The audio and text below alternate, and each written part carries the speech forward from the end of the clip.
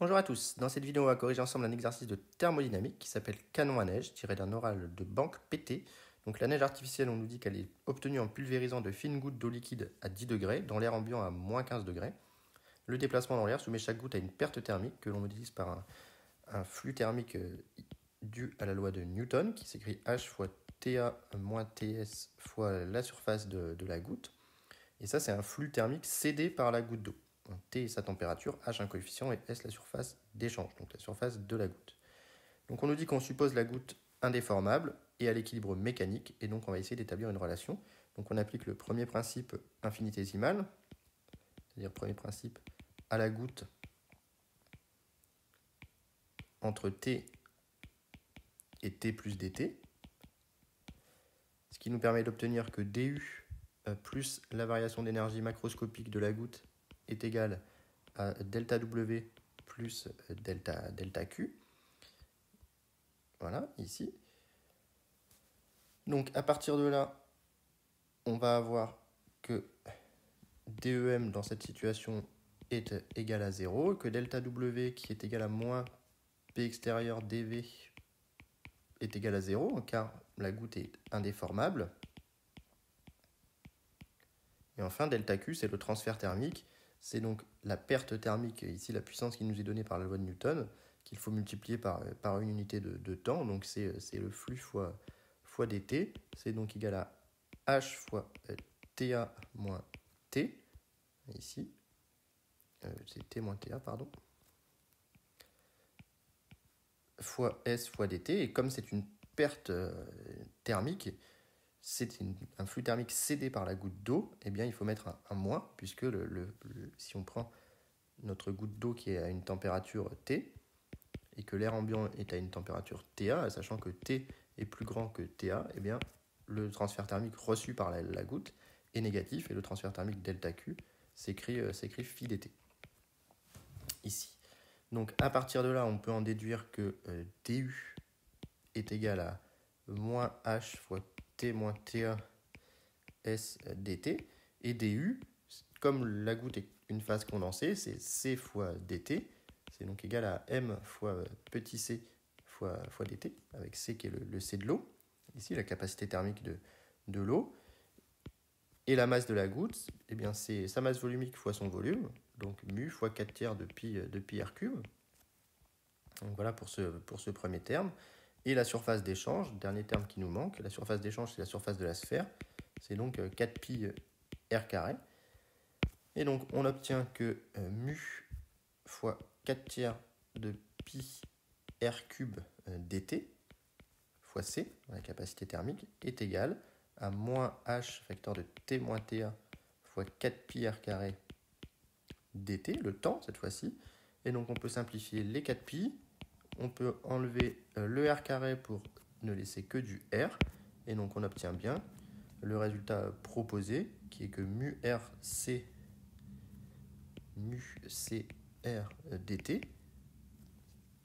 voilà, divisé par petit dt, est égal à moins 3h facteur de t moins t1.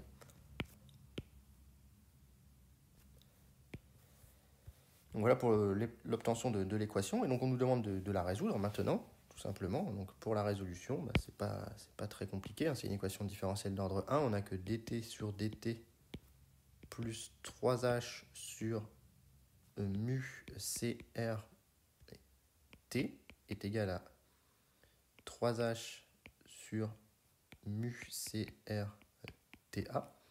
Ici, donc on peut identifier taux à l'aide du terme devant t, ici, ça c'est 1 sur taux.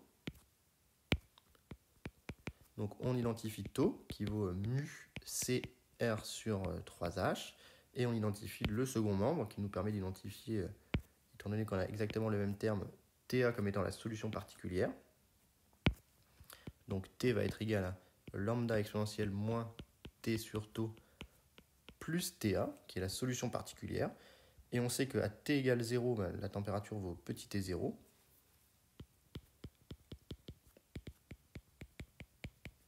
Et donc on en déduit que t0 est égal à lambda plus ta, autrement dit que lambda est égal à t0 moins ta, et donc on en déduit que t de t est égal à T0 moins T1 exponentielle moins T sur taux plus T1.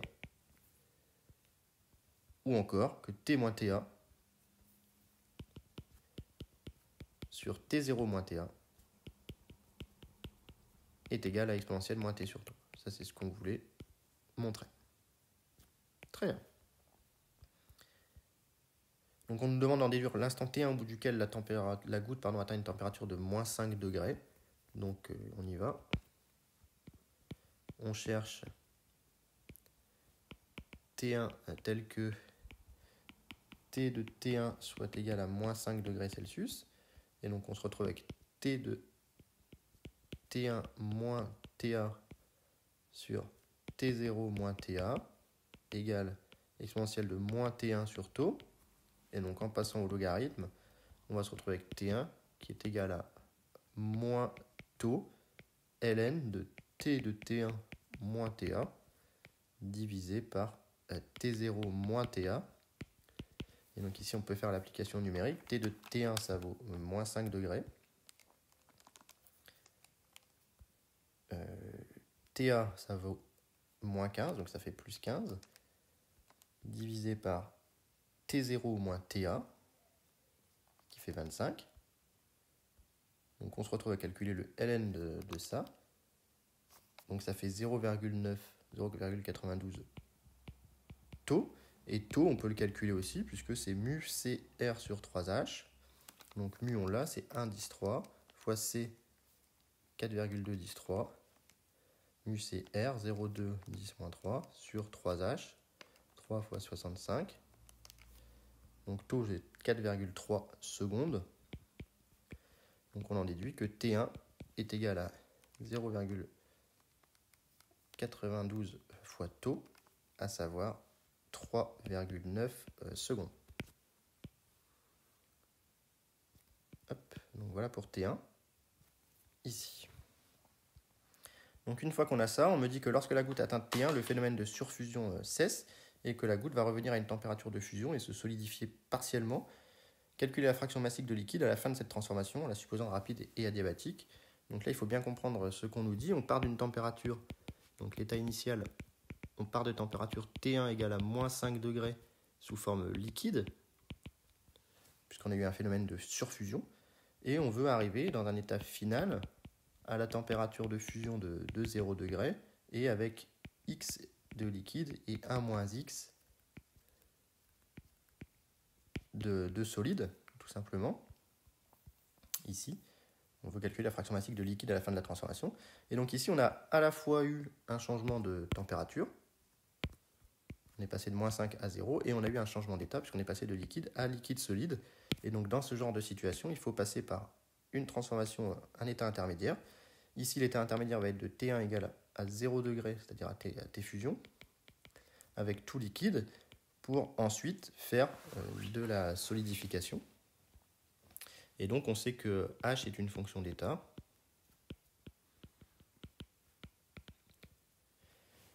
Et ne dépend pas du chemin suivi.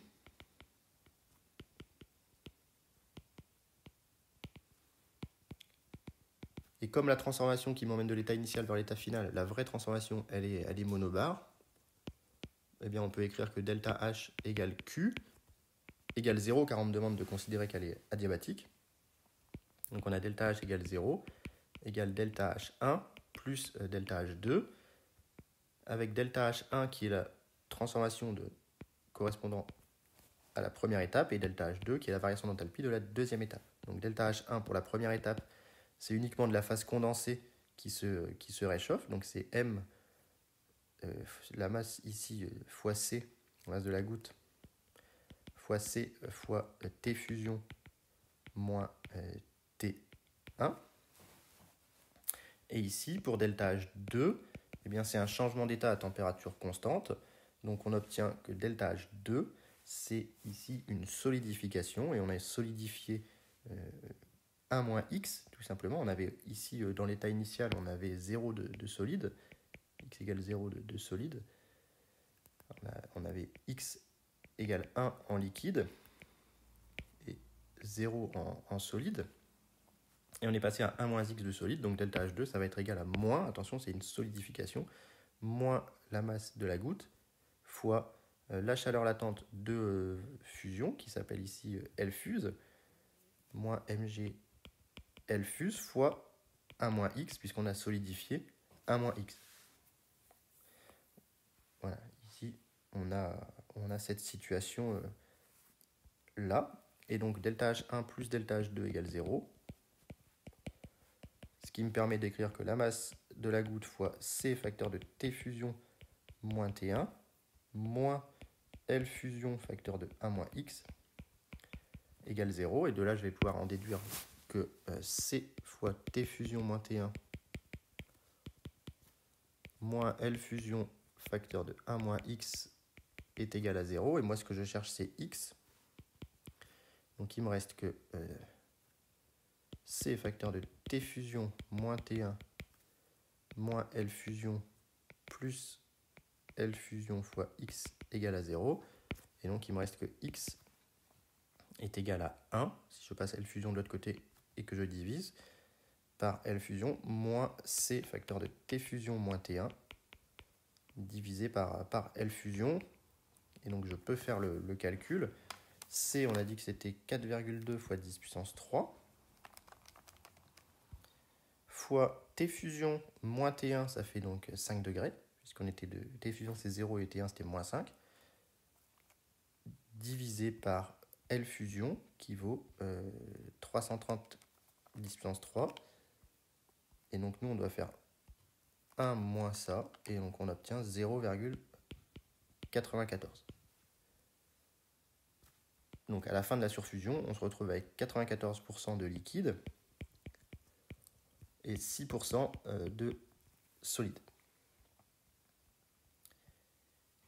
Très bien. Et donc on nous demande au bout de combien de temps la goutte est-elle totalement solidifiée. Donc ensuite on se retrouve dans une deuxième situation. Donc dans cette situation, eh bien on a la température est constante cette fois-ci.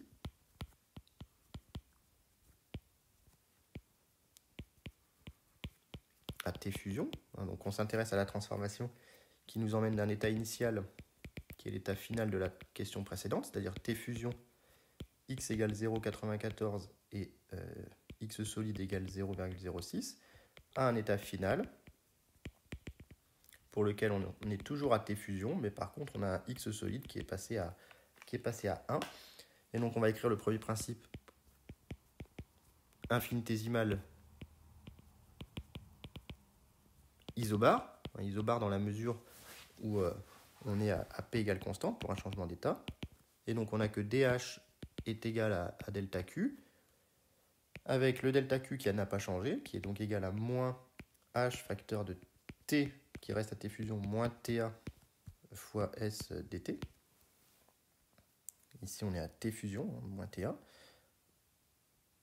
Voilà, donc on a bien un flux qui va partir vers l'extérieur, puisque T est plus grand que TA, ici. Et dH, dH c'est une petite enthalpie correspondant à une fusion, à une solidification, donc c'est moins la masse qui s'est solidifiée entre T et T plus dt fois L fusion. dm c'est donc la masse solidifiée entre T et T plus dt. On a mis un moins puisque c'est une solidification. Donc on se retrouve avec moins dm L fusion qui est égal à moins H facteur de T fusion moins TA fois S dt. Et donc nous on va vouloir le temps, donc on va isoler dt. Donc dt, les moins se simplifient, va être égal à dm L fusion divisé par H fois T fusion moins TA divisé par S.